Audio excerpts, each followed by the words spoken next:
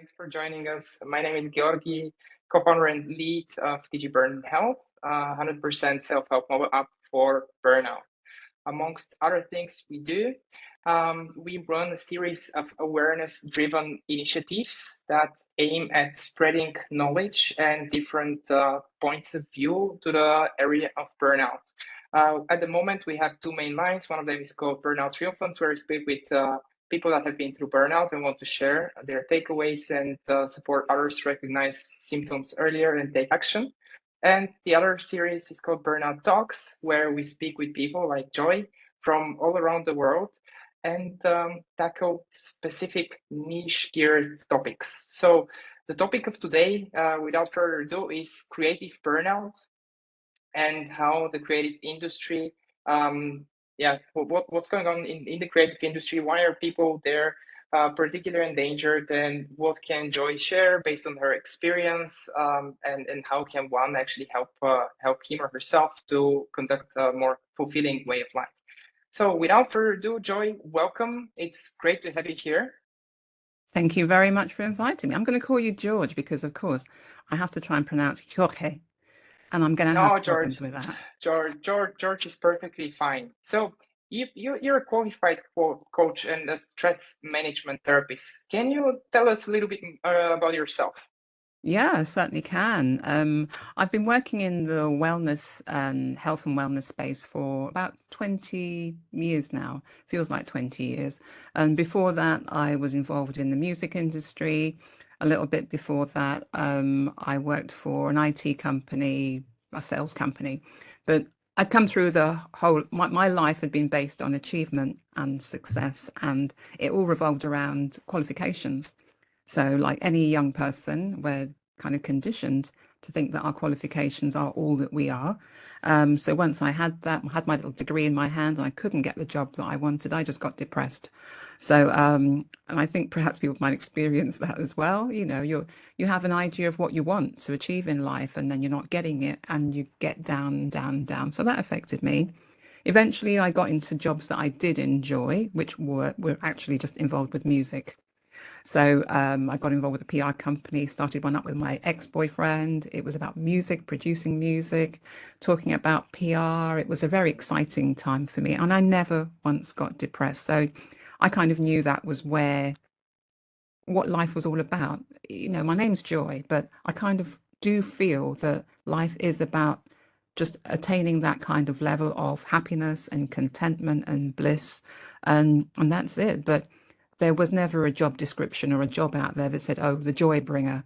Because I think I would have just joined the queue and just been a joy bringer, because that's what I do. So now I'm kind of involved with people, their lives, very curious about human beings, how they work, especially curious about me. I'm my best working example of things that go right and things that go wrong. But it's really understanding how your mind works. So it took me down the path into therapy, learning about therapy, becoming a therapist, and then now a coach as well. So therapist stroke coach, but working with a lot of creative people because I think everyone's creative, to be quite honest, George. Absolutely. And the immediate question on our end is what about the values? So what guides you in everything that you're doing nowadays?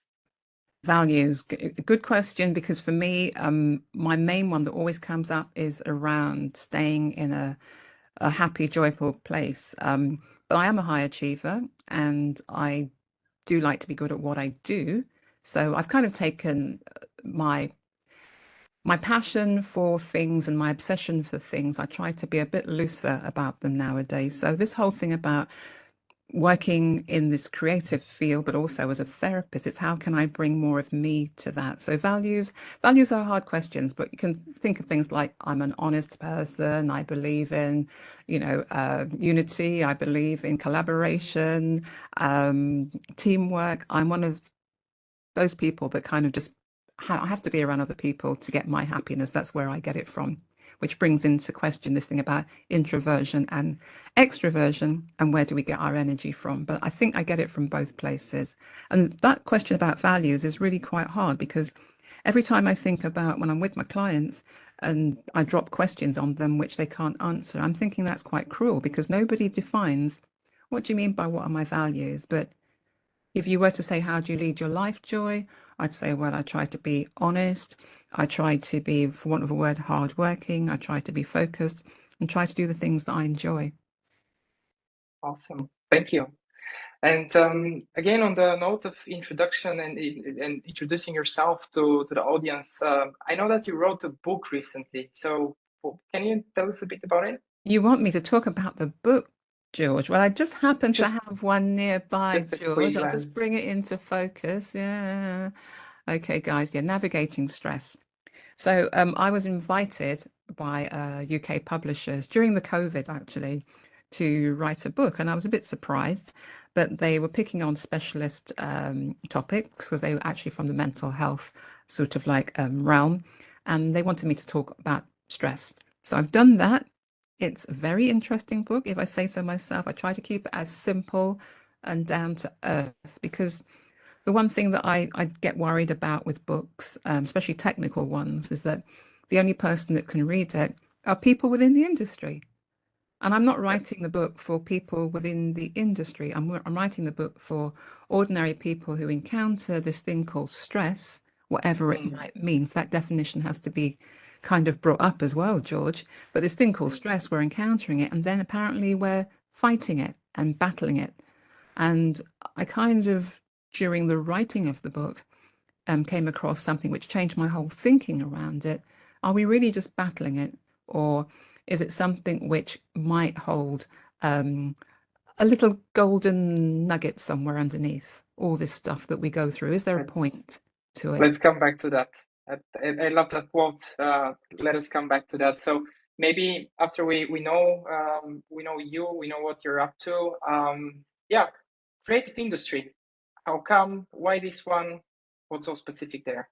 Yeah, for me, working with creative people is something that I just enjoy because for some reason, everyone that I've come across that seems to be having fun, even though they might not always be earning lots of money, they're working in the creative industry. So I was involved with a lot of musicians at the beginning and of my career, I suppose, and also interwove with my personal life, but it was musicians and singers.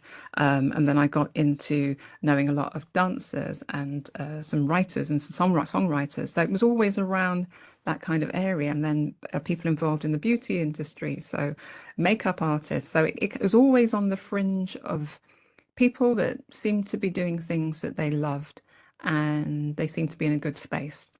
But I also know there's a downside to that too. It's lovely doing what you love, but it becomes work and it becomes a question of how do you make it pay and how do you ensure that you put a roof over your head and food on the table. So that's the bigger issue. How do I monetize it? That's the popular word for what we do without Yeah. losing our passion for it. So, because you mentioned the keyword question towards all our attendees right now in the audience, please feel free to use the chat functionality of WebEx and the Q&A section. Let us know your questions throughout the session.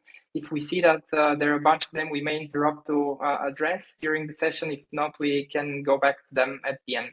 So please engage. Let us know your thoughts. We are here for you. So the entire conversation is meant to be helpful for all of you watching us right now. So Joy, coming back to our talk, you mentioned doing what you love. Is it possible to actually burn out while you're doing what you love? Well, the answer is yes. It is possible to burn out doing what you love. And I'm going to have to go back and define this word burnout, but let's use get exhausted, get fatigued, get disillusioned by doing what you love. The actual, when you're doing what you love, for me, I love writing. So when I'm writing, or even if I start to do a bit of doodling, I'm not a great artist, but I can draw a bit. So I do that too. That's not my zone of genius, drawing, but writing is.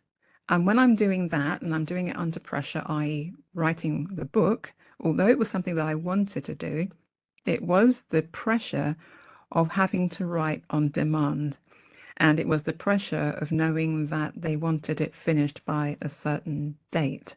And it was the pressure of knowing that I had moments when I got stuck and I was literally just staring at a blank screen, wondering if I should go onto Google again and start getting lost and finding out information and getting overwhelmed.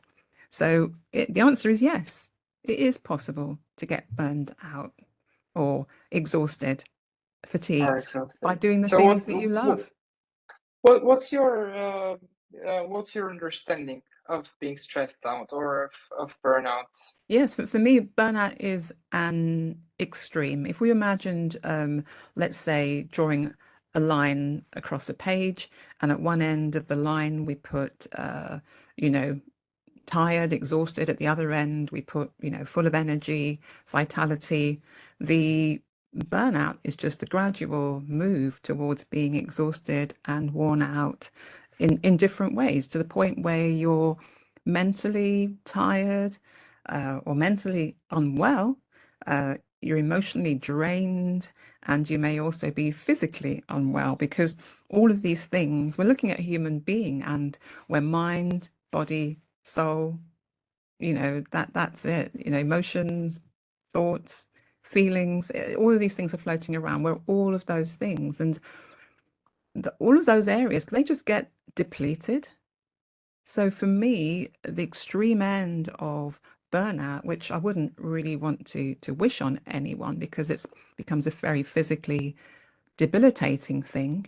We're all on the journey towards being tired and exhausted, but a lot of us don't know when to stop. And sometimes the reason we don't stop is because we are being told to keep going. So who's the person that's keeping me going? Sometimes it's just me pushing myself. If I were working for somebody else, it might be them pushing me. I might feel the pressure of having to, you know, work for the company, produce what's going on, get things out the door. But even working for myself, I pressurize myself to get things done. And then I start to procrastinate and other things that are not probably very healthy. I'm not a drinker, thank God, but I can imagine, and I do know people will turn to alcohol or any other Yeah. substance they can find to Mm, make them feel a little bit better. got it. And how does all of this translate to the creative industry in specific, as it being the focus for today? Yeah, I mean, I was thinking about that whole thing, George, the creative industry, and it does encompass a lot of people. I mean, I've been focusing on advertising and media, I suppose, so we got your designers, you've got your copywriters, in the background, you've got people designing websites, etc. But the whole industry is very interwoven because everyone needs everybody else. So within that, you're going to need your photographers, you're going to need your models, you're going to need your makeup artists, you're going to need your animators. So there's a whole, all these industries, they kind of like work together as one big unit. So I'm going to focus possibly on, I suppose, the creative industries are kind of looked at as the social media and the advertising areas. But I know it also encompasses dancers, writers, singers, authors. So they're always in my world as well when I think about creativity. Understood. And what are the trends that you observe with your clients? What do you mean by what are the trends? Well, Explain. what are the typical fire starters? Why does somebody get overwhelmed? Well, the same reason that we all get overwhelmed, but specifically within certain industries can be, for want of a word, create a kind of culture which is toxic to human beings. So we're looking at long hours, so working hours, no defined beginning and end in that respect, and then having to pull late nights as well, working late, that's not helpful. All of that in terms of it links into then having deadlines as well. So the deadline has to be met. So that's why that particular behavior had to happen. So that's prevalent. I've worked for just ordinary companies where people expect me to do a little bit more, which is fine. But I think within the creative industry, because um, you are only as good as your last work, you're always trying to produce something unique. You were literally, I suppose, living off this mental energy of like everything I do is new. And there's a point where it can't always be new. I think that there's a point where you do sort of dry up in a way. You need a break. You need to recharge. You need to get your inspiration from somewhere else. But you're driven to produce. If someone's paying you to turn up every day and produce something, George, then you just do it. But it becomes, how do you produce on demand when the whole point of creativity is it's this airy fairy thing that's meant to come to us in a flash of light. But now I've got to do it on demand. So I think that's the another thing is shoving it into a box where it has to be done now. Um, in terms of like, let's say the deadlines and then this desire to get things done to order, which is another thing, we're going to look at the impact that it might have on relationships. So you might begin to get a little bit like tired and exhausted, irritable, not eating well, not sleeping well. So all the physical things will happen. So for me, the creative industry as such, it's no different to any other industry, but there are specific things which happen more than others. Mm. Other people can kind of start their day, end their day, and leave. But when your day never seems to end, and even when you work for yourself, producing something, if you're producing a bit of music, your day doesn't end probably until you finish that piece that's driving you crazy in your head, which could be 2 o'clock in the morning. Mm. So your days get a bit jumbled as well. So that then affects your sleep patterns. But there's an intermix of different things, but I think it starts from one place and the ball then starts to roll down a hill. So is it even possible to achieve any kind of a work-life balance from the standpoint of a creative person? The word work-life balance, I suppose, we have so much stuff that comes into the English language, George, that I think it's setting us up all for a big fall. Um, work-life balance assumes that there is, I do so much and then I rest so much and then everyone's happy. And actually, that kind of an equation would be different for everybody else. Everyone's got their own kind of like variables that are going to add up to their equal. So A plus B plus C equals happiness. Everyone's got their own like combination of things. So there isn't this balance thing is interesting. There are factors that feed into it, and then you're working out what you want. So you had that question at the beginning, George, about values. What are Yeah. your values? So it's kind of coming into the fact, if all I care about is actually my leisure, I might like scuba diving, then really all I need to do is work a little bit during the day so that I can be fulfilled in the evening or the weekends. I've gone scuba diving and I'm happy. So for as far as I'm concerned, my life is balanced. If I then decided that I cared about, having a soulmate, then perhaps someone romantically might come into my life and I think, okay, they matter. So there's 3 things now I've got on my plate that matter to me. So it depends on what's important to you. And I think it's keeping an eye on all 3, but not allowing one of them to dominate. So work can be the thing that dominates everybody's life because it becomes our identity. We actually identify with our jobs. We introduce ourselves and we say, I won't say my name's Joy. I'll say, oh, my name's Joy. I'm a coach and a therapist. Why do I need to do that? Why do I need to put that tag on? So we're identifying ourselves with our job. It's a very, very important part of who we are.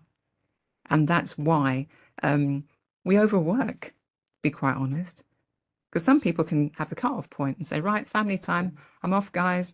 Got to spend some time with the family and the kids, or family and my dog, or go off and do my activities, and they're just off and they can have that cut-off point. So I Right. found getting to that point in my life really quite hard because at the beginning, I've been given all these, we're told really how we're meant to work.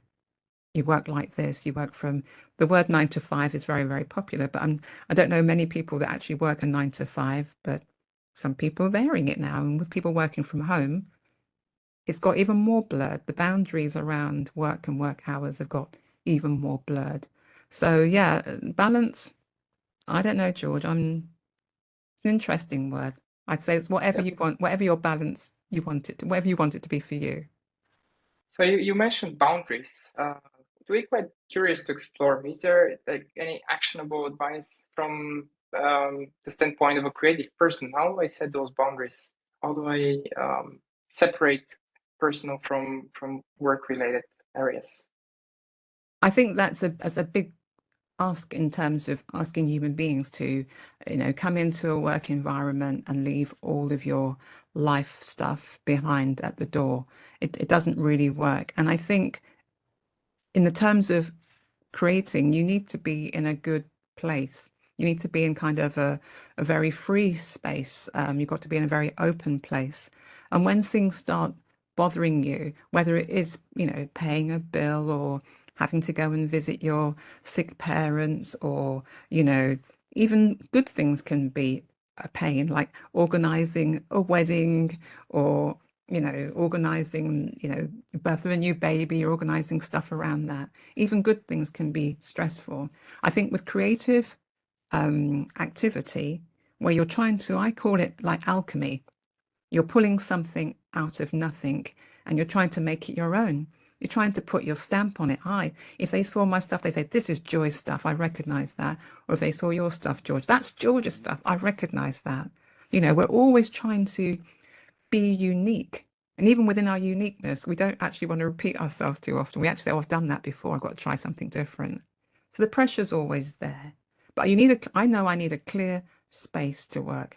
I personally don't like, to have a lot of music or noise around me, but other people need that to actually to channel their creativity. So I think we all learn how we create best. But you're quite right. Outside forces, the world isn't perfect. So we're talking about, where do all these outside forces come from? We've got external things in the world, in our environment, perhaps in our neighborhood. We've got things that are happening in our relationships, which can throw us off the scent as well. Not to mention the interpersonal relationships, the stuff that happens at work. We have to collaborate. It's a collaborative industry. Unless you are a sole person working by yourself, like perhaps creating a piece of art, which within reason it's a sole thing, something you do by yourself. You have to collaborate with people. And as much as I love people, we can be a pain in the ass, can't we? Yeah, yeah, We for can be sure, difficult, and we're for all sure. bringing our own stuff in. We're all trying to get on, but are we getting on? That's another question. But we're meant to get on. Yeah, absolutely. So again, an open call to the towards our audience. If you have any thoughts, questions, ideas, remarks, please use the chat section. Speak out loud. We are here for you. So happy to hear from you. Joy, I'm actually coming back to a thing that you said a couple of sentences ago, namely that at some point you essentially came to the realization, where is your internal point of balance, or which are the things that are more important for you? Are there, I mean, if you still can recall, of course, were there any specific moments of personal realization or specific occurrences that led you to or towards that realization to actually figure things out? I didn't hear the beginning of the question properly, George. Could you just You repeat that? mentioned you Yeah. mentioned you mentioned a couple of sentences ago that a while back you were actually able to recognize your personal, let's say, internal balance or things that you should prioritize more over others. Are there any actionable steps that we could derive as example or as best practice or exercise for people that might be watching us and still struggling to find their internal balance point? Yeah, well, there are lots of exercises that you can do. You're quite right there, George. But I think that um, most decent books on values will list things for you. I come back to probably 6 or 7 areas that I think you should be keeping an eye on. So, in terms of connection to human beings, there's going to be that whole thing with friendship groups. There's also going to be that love and romantic area of your life that you're going to be concerned with. There might be your parents that you're concerned about. So it becomes a people thing. I've got normally romantic life, friendship groups, family. Those are three things that always go on to my thinking. It's always there. Then it will probably come back to me. What do I want? My leisure time, my environment. How much am I earning? What am I building? Those are things that are all about me. And leisure and activity are the one thing I would say is that people don't put down me time. And Me time is just making sure that I spend time doing the things that I like. But that can be hobbies, it can be activities. So I'm not a very active person. I'm a lazy person, should I say, when it comes to I'm not a gym bunny. I'm not any of those things. So activities for me tend to be downtime. It's like just reading or vegging out and watching television, to be quite honest. I do a little bit of creative art, so I'll do that. So I'm not the perfect person to say exercise, joy, go out there and walk for miles. And I'm thinking, I don't think so. I'm not doing that. So I'll be honest. And I'm quite sure there are a lot of people out there that are a bit like, I don't do all the stuff that people are say I'm meant to do. And then I go on to areas of spirituality. So spirituality or the philosophy around why am I here? What am I meant to be doing? That was one of the things that I suppose pulled me back from the brink when I was in my 20s and feeling really, really quite down and quite depressed because that question comes to the surface. Why am I here? What's the meaning of life? All that kind of stuff. You can't help going there. And you have to try and find some answers that work for you. And I did find some answers. I began to realize that work wasn't everything. I began to realize that I have to, as you said, start introducing some balance, focus a bit more perhaps on my family, focus a bit more on doing activities that I like, possibly even then going back into my sleep seems to be okay when I'm in a good place. It just goes down the toilet when I'm in a bad place. So my sleep was up and down. So getting back into good sleep and good eating, but also recognizing this thing that came up, which was called anxiety and depression, which were two new kind of like experiences for me. Even though my family history, there's a lot of like mental health stuff going on. My mum had depression, I watched her for the longest amount of time. So it's not like I wasn't unfamiliar with it. It just had never happened to me. So when depression and anxiety happen to you, they're very real things and they take away your passion, you lose focus. So I found that coming back to why am I doing this? Is there a bigger meaning to this life? I had to find that for myself. And once I did that, then I began to grow in other ways. And work wasn't just the central focus of who I am. As I said, the identity, this is who I am. No, actually, there's more to you than that, Joy. And I had to realize that to try and start putting it in perspective. So I don't know if that helps, George. You can ask me another question. No, beautiful. Thank you for your open approach and vulnerability. Actually, fast forwarding to nowadays, the current work environment, working from home, creative industry, COVID, and all the stuff that we've been living through the last 2.5 years. Um, I'm trying to put my head around from the perspective of somebody that is in the creative industry and maybe wondering, for example, oh, have I actually been a little bit overwhelmed recently? Are things going well and so on? So if we put ourselves into the shoes of somebody from the creative industry, are there any questions, any strong questions that may be a good starting point for me to self-reflect and to just ask myself and have a little bit of a sanity check here and now? Mm. A big question you do have to come back to is, why am I doing what I'm doing? And if I were given the opportunity of having a magician in front of me or my fairy godmother in front of me with a wand, and she said, right now, right this minute, you can do anything in the world that you want to do. Give yourself a little bit of space, a couple of seconds, and just feel what comes up inside of you. Because if you're doing something which you don't like, it is the biggest source of your anxiety and your low mood. It has to be.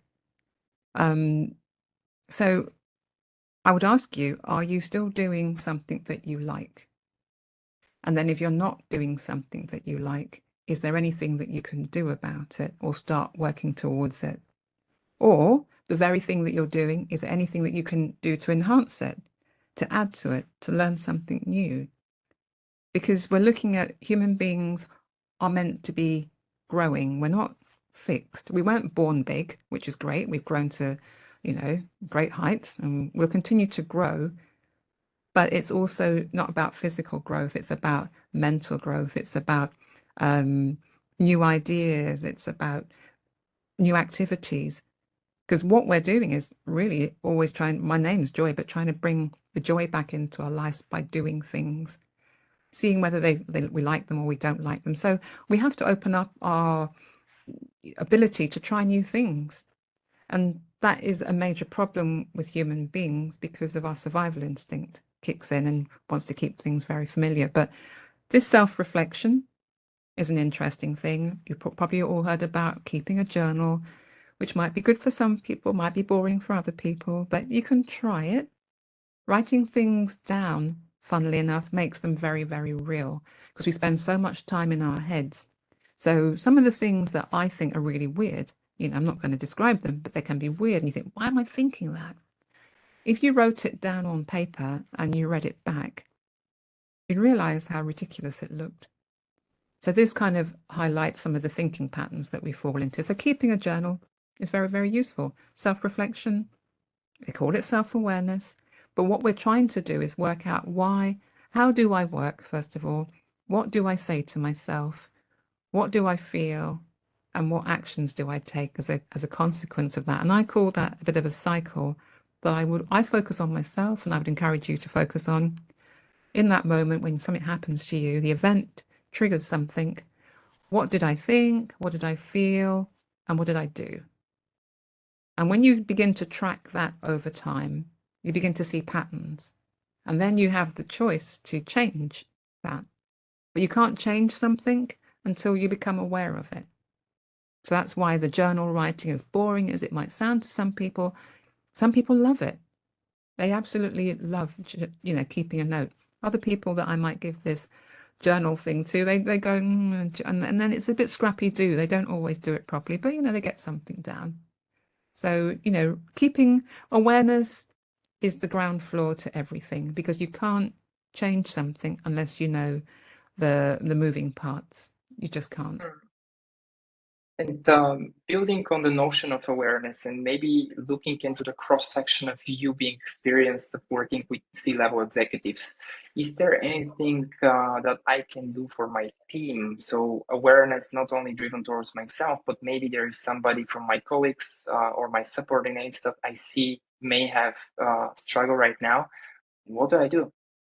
Do you mean helping them they're like not doing well physically, mentally? What do you Well, mean, in Charles? the context of burning out, of exhaustion, of overwhelmment, right? So, if I see that anybody from my colleagues or surrounding people, individuals is not, or maybe is not doing very well, is there anything that I can do as an external person, external Yes. outside of the head of the other one?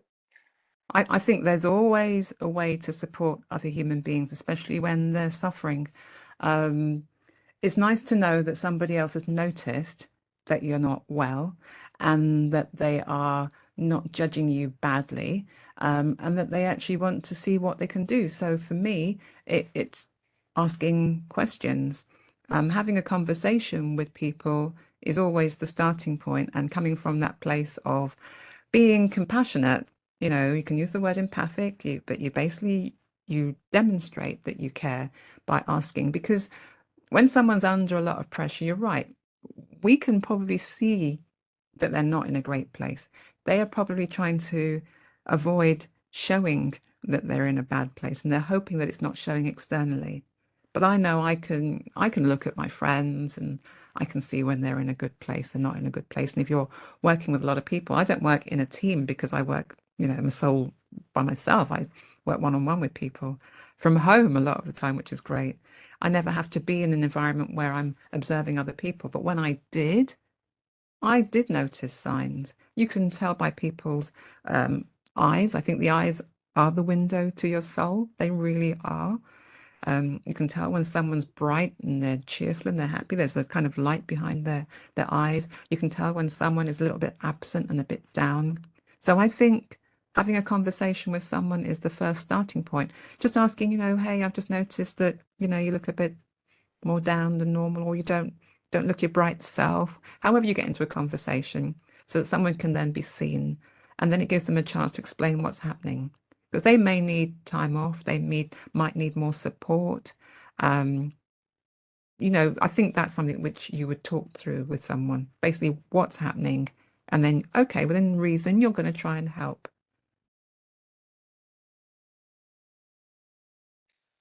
Thank you for this.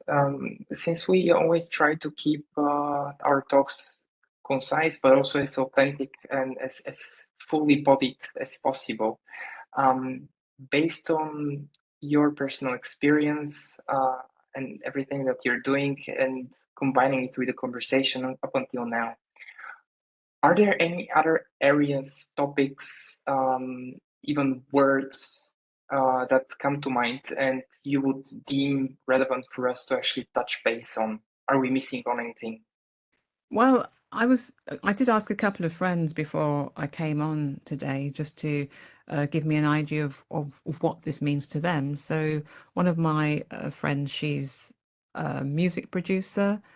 She does a lot of stuff in that area. She's also a writer. Another person that I spoke to, he's an artist, and also a coach. And then the third person that I spoke to was a graphic designer. So I spoke to them and I just said, what do you want? What's the biggest thing that happens for you? Now, one thing that came out of it was feeling quite alone with your stuff. So there's a place of loneliness with creating, especially when you're getting knocked back all the time, especially with my friend who's a musician. She was just saying that you can feel quite lonely with the stuff, and you're trying to put your work out there and being rejected. And she found that that was impacting on her. So rejection. So we're creating ideas, and that whole thing about, dare I say it, it's not good enough. I've said it now, George. That's probably like an arrow through the heart for everyone. We're not good enough.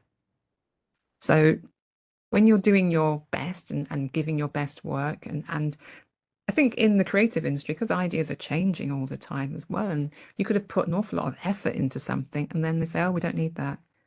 Or how about changing this? How about changing that? I think our ideas are quite unique, but we're having to do things to suit somebody else's brief. Dare we say that? That's what we're trying to do. You've told me what you want, George. I have to do it according to that. But I think it's just hard to keep on tailoring things to the point where it loses the essence of who you are. So we're in this world trying to create things that feel meaningful for ourselves. In a way, creativity is about doing things that are meaningful for us, and then we share it with other people. But obviously, the world, well, we're looking at commercial stuff and economics, we're tailoring it to the needs of somebody else. So we're losing a bit of ourselves. So that whole sense of loneliness and what's the point? What's the point is an interesting question. You don't always hit it when you're depressed. I know that I definitely hit it when I'm depressed. I go, what's the point? What's the point? But sometimes if your ideas are being changed and you're working, despite the fact you might be being very well paid, very well looked after, you just don't feel very fulfilled. So a sense of fulfillment in what you do. So that those were kinds of the things that were coming up. Also, just recognizing what stress was. So my friend who's a graphic designer said, "Well, Joy, that explanation of stress around it's your body's natural response. You shouldn't be frightened of it. It's going to happen." And as far as your body is concerned, every time there's any kind of sense of danger, which could be just meeting a deadline, you know, it could be just having to produce something on time, as I said, meeting that. It might be just, I don't know, I've lost my train of thought there, George, but just around simple things, meeting the boss, having a meeting, all of those things create stress, which we haven't been taught what stress is. We've experienced its sensation, but we don't know whether it's right or it's wrong.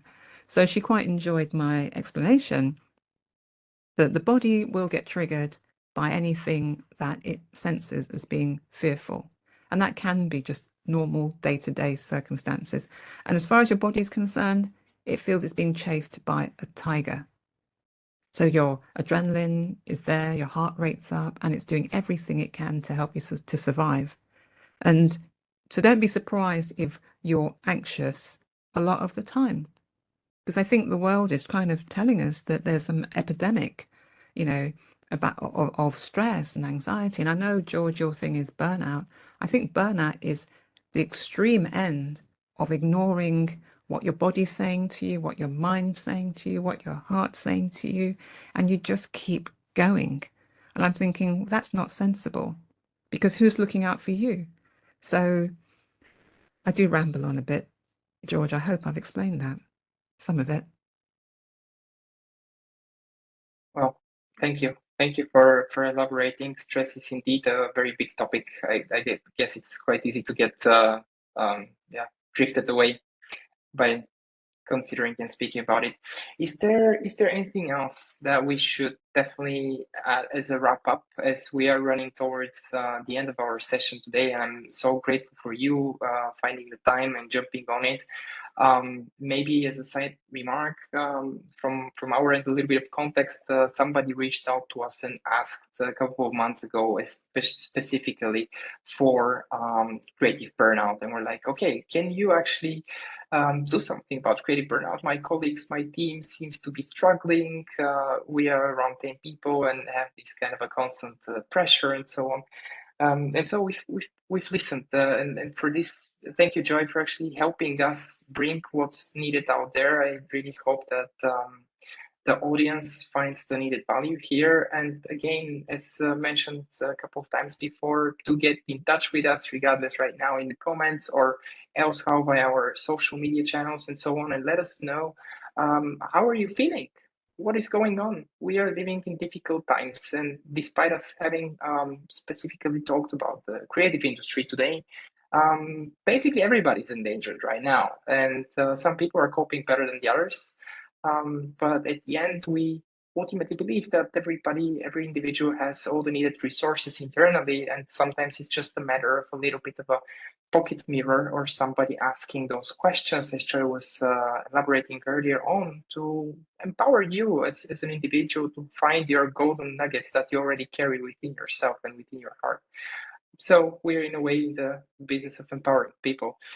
With this being said, Joy, is there anything else that we should leave as an end wrap up note from you to the audience and to the creative industry? Yeah, I would say, just look after yourself. Um, and it might sound cruel, but no one is going to rescue you. That might sound like an awful thing to say, George, but I do want you to become more responsible for what's happening to you. You only have the one body that you travel in through the rest of your life. I just encourage you to look after it. If it were loaned to you, for a couple of years, whatever that lifespan is, and you had to give it back at the end, you in the good condition that you were loaned it, I think we'd look after it a lot better, wouldn't we? So sleep becomes important, a very, very big thing. Nutrition is also important. Your body can't repair itself unless it's got the stuff inside of it.